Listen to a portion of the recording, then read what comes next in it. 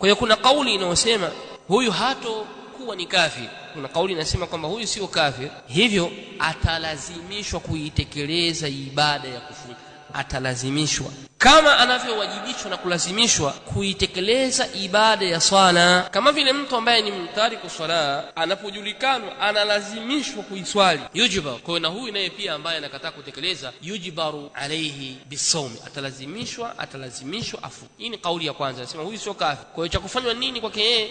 Sio kafir. Imamu, qadhi, hakimu, tawala ataamuru alazimishwe huyu atekeleze ibada ya swala. Kauli ya pili inasema hadha kafirun, huyu ni kafir, wa huwa qawlu al-imam Abdul Malik ibn Habib Sulami al-Andalusi al-Maliki aliyefariki mwaka 238. Yeye anasema hadha kafirun, kama tunavyosema kafiri mwenye kuacha swala, basi huyu naye ambaye anakubali uwajibu wa somo lakini hautekelezi, fa huwa kafirun aidan.